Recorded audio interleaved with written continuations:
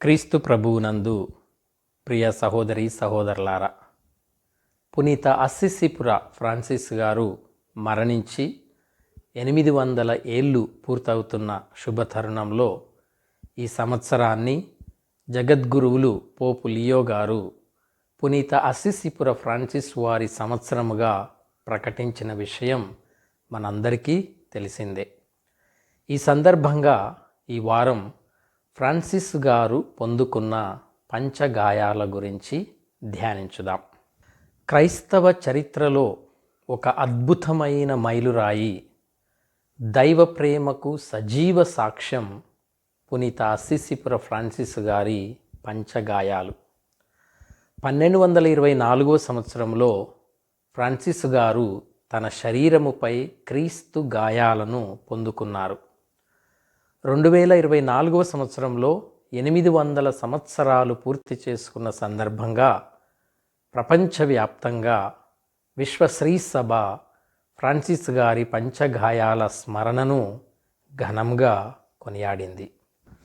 పునీత అస్సిసిపుర ఫ్రాన్సిస్ వారి పంచగాయాల నేపథ్యం ఏమిటంటే, 1224 సెప్టెంబరు మాసంలో ఫ్రాన్సిస్ గారు ఇటలీ దేశంలోని లవర్నా పర్వతముపై ఏకాంతముగా ప్రార్థనలో గడుపుతూ ఉండగా ఆయన ఈ పంచగాయాలను పొందుకోవటం జరిగింది.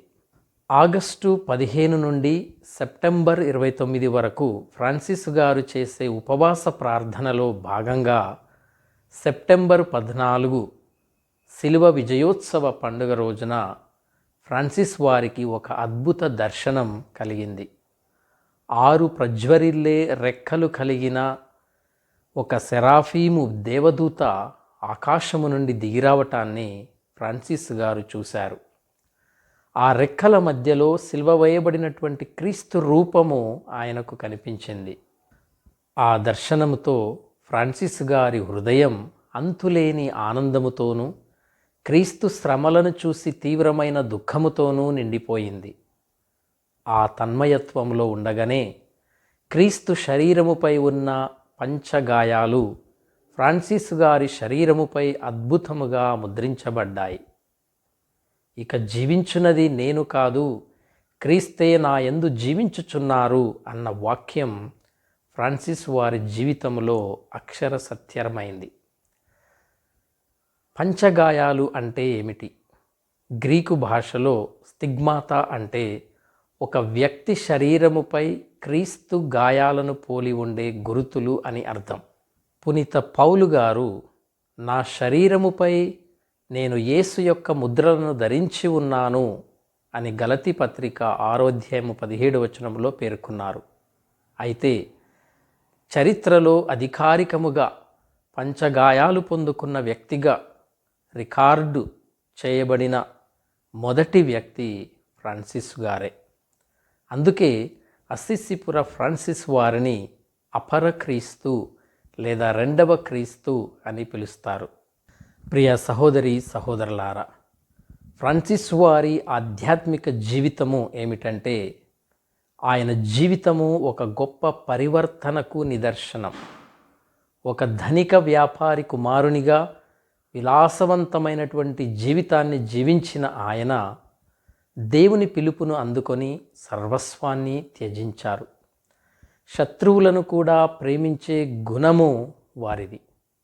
తాను పొందిన పంచగాయాలను ఎవరికీ కనిపించకుండా దాచిపెట్టి తన మరణము వరకు అత్యంత వినయముగా జీవించినటువంటి గొప్ప పునీతుడు.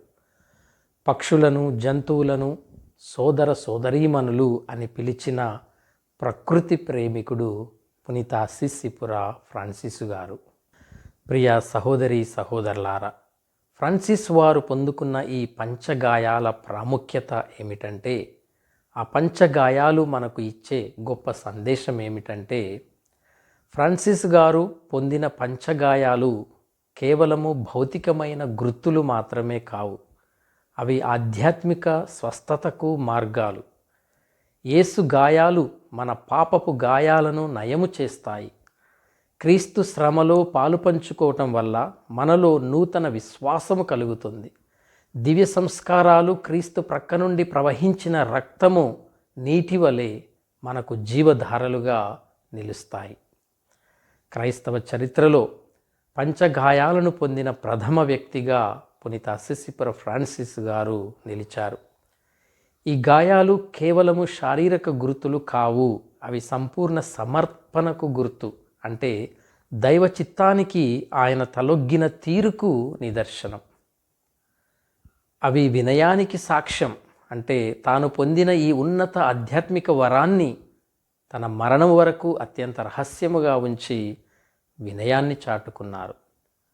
అవి ప్రేమ శక్తికి గుర్తు.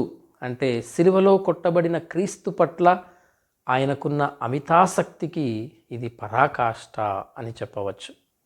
కాబట్టి ప్రియ స్నేహితులారా, ఇప్పటి వరకు మనము ఏమీ చేయలేదు, దేవుని సేవించటం ఇకనైనా ఆరంభిద్దాం అని తన మరణావస్థలో పలికిన పునీత అస్సిసిపుర ఫ్రాన్సిస్ గారి మాటలను మనము గుర్తు చేసుకొని అవి మన జీవితాలను మేల్కొల్పాలి. ద్వేషంతో నిండిన ఈ ప్రపంచంలో ప్రేమను శాంతిని పంచుతూ శిలువ మార్గంలో నడవాలి. 800 ఏళ్ల క్రితం లవర్నా పర్వతముపై వెలిగిన ఆ దైవ ప్రేమ జ్యోతి నేడు మన హృదయాలలో వెలగాలని ప్రార్థిద్దాం. ముఖ్యంగా ఈ 800 సంవత్సరాల వేడుకల వేళ ఫ్రాన్సిస్ వారు నేర్పిన కొన్ని విలువలను మనము పునరుద్ధరించుకుందాం. 1. కరుణ కలిగి జీవిద్దాం.